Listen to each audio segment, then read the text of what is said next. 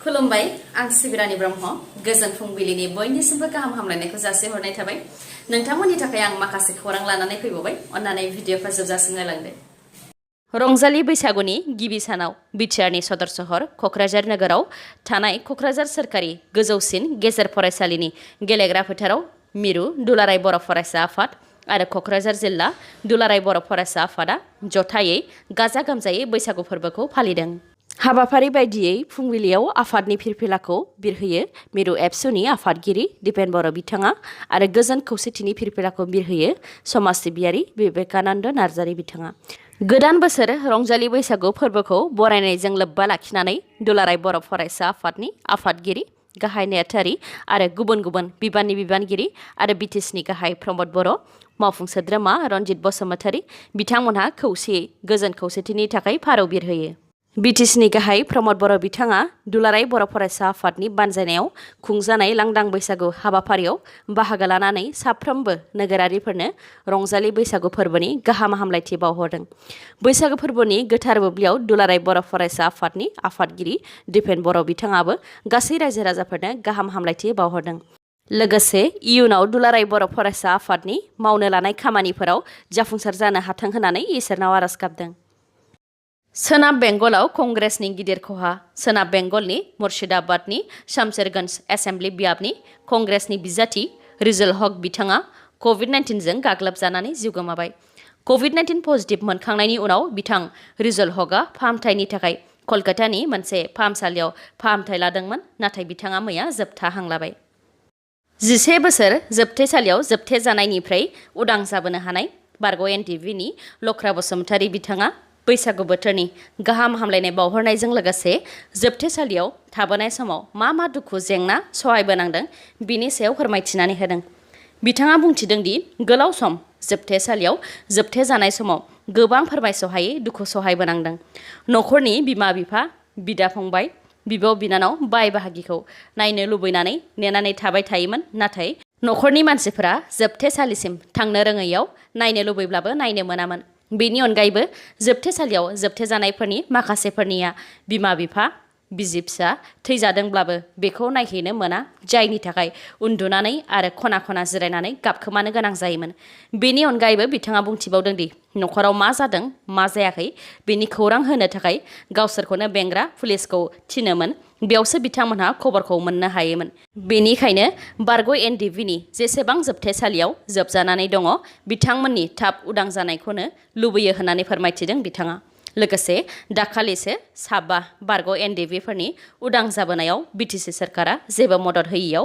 Privately case गेलेनानैसो उदां जाबोनो हादों आरो बेयो सासे मानसिनि अननायावनो जादों होननानै फोरमायथिदों बिथाङा सिगांनि समाव बिपिएफ सरकारा जोबथेसालियाव जोबथेजानायफोरखौ उदां खालामनो नाजादों ना नाजायाखै बेनि सोमोन्दै खौरांगिरिनि सोंनायाव बिथाङा फोरमायथिदों दि जोबथेसालियाव थानायनि थाखाय बिनि सोमोन्दै जेबो मिथियाखै नाथाय दा बे समाव बिपिएफनि दैदेनगिरि आरो दानि बिटिसिनि सरकारा बिथांमोननि उदां जानायाव जेबो खामानि मावाखै होननानै रोखायै फोरमायथिदों बिथां लख्रा बसुमतारीया बेनि अनगायैबो जोबथेसालियाव थानाय समाव बिथां लख्रा बसुमतारीया इलेक्ट्रिकनि खामानि मावनानै गावनि समखौ बारहोहरोमोन होननानै फोरमायथिदों सिबिएसइआ थाखो 10नि आनजादखौ केन्सेल खालामनाय आरो थाखो 12नि आनजादखौ फावसयनायनि उनाव सेबाया थाखो 10 एबा मेट्रिक आरो हायार सेकेन्डारिनि आनजादनि सायाव मा थांखि लागोन बेखौ लानानै गोबांनि गोसोआवनो सोंथिया सोमजिखांदों आरो आसाम सोरखाराबो एसेब्लाबो साननो गोनां जानानै फैदों बेनि सायाव बिजेपिनि दैदेनगिरि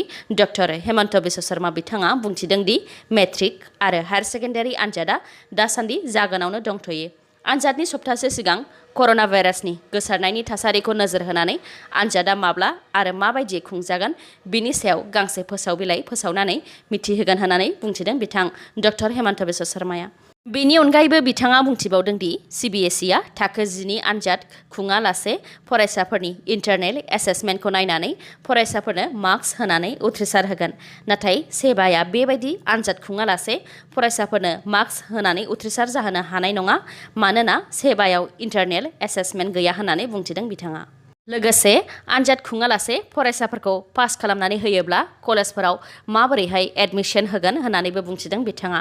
बेनिखायनो COVID-19नि थासारिखौ नायनानै आनजादखौ माबोरै आरो माब्ला खुंमारगोन बेनि सायाव आनजादनि सप्तासे सिगां फोरमायनानै होगोन होननानै बुंथिदों बिथाङा। भिडिअखौ जोबजासिम नायलांदो। लोगोसे नोंथाङा आंनि चेनेलाव गोदानबा अन्नानै साबस्क्राइब खालामदो। लोगोसे बेल आइकनखौबो क्लिक खालामदो जाहाथे गोदान खौरां लानानै आं फैयोब्ला नोंथांनाव सिगांग्रो नटिफिकेसन सौहैयो। गुजरातनि लैथो जिंनिफ्राय 150 कौटि रांनि हेर'इन हमनो हादों। इन्डियान कस्ट गार्ड आरो गुजरात ATSनि जइन्ट अपारेशन खालामनायाव गुजरात कुच जिल्लानि जाखाव पर्ट खाथिनिफ्राय आरबियान लैथोआव गंसे नावखौ हमनो हादों, जेराव 9 पाकिस्तानिफोर दंमोन आरो बिसोरनिफ्राय 30 केजि हेर'इन हमनो हादों, जायनि बेसेना 150 कौटि रां जागोन। बैसागुनि गिबि सानावनो मोननै मानसि बुथारनाय जाथाय। मोनसे जाथाया धुबुरीआव जादों। धुबुरी जिल्लानि सापर्टनि राङामाटियाव फिसाज्लाया गावनि बिफाखौ बुथारदों। ओनसोलनि सुबुंफोरा बुंथिनाय बायदिब्ला नखराव गोलाव समनिफ्रायनो दावराव दावसिया जाबोबाय थादोंमोन। जाथाय जानाय साननि सानथामसो सिगांबो नखराव दावराव दावसि जानायनि थाखायनो बिफाया खाथिनि मस्जिदावसो थाहैदोंमोन। फिन नखरनि दावराव दावसि जानायाव फिसाज्लाया बिफाखौ गाज्रियैनो बुदों। उनाव फाहामथायनि थाखाय फाहामसालियाव लांदोंमोनब्लाबो जोबथा हां लाहैदों।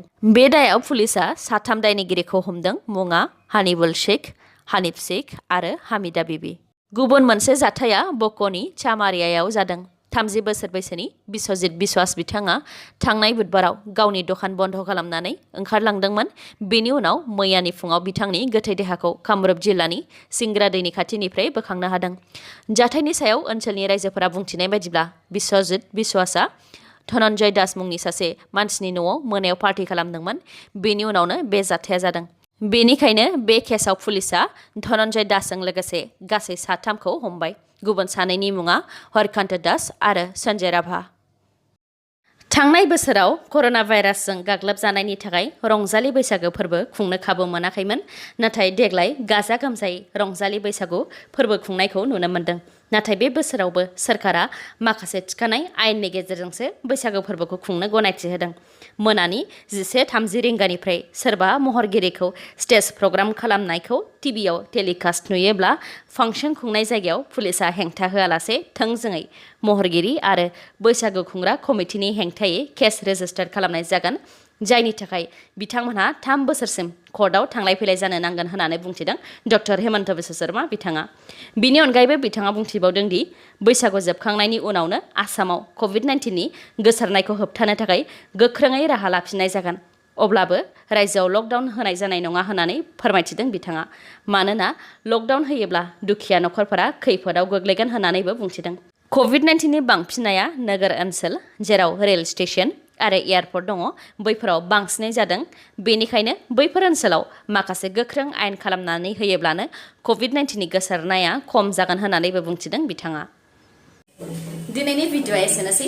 गाबोन आरो गोदान भिडिअ'जों लोगो मोनफिनबावगोन। नोंथाङा दासिमबो आंनि चेनेलखौ साबस्क्राइब खालामाखैबा अन्नानै साबस्क्राइब खालामदो। लोगोसे लाइक, कमेन्ट आरो शेयार खालामनो दाबाव। गोजोन्थों।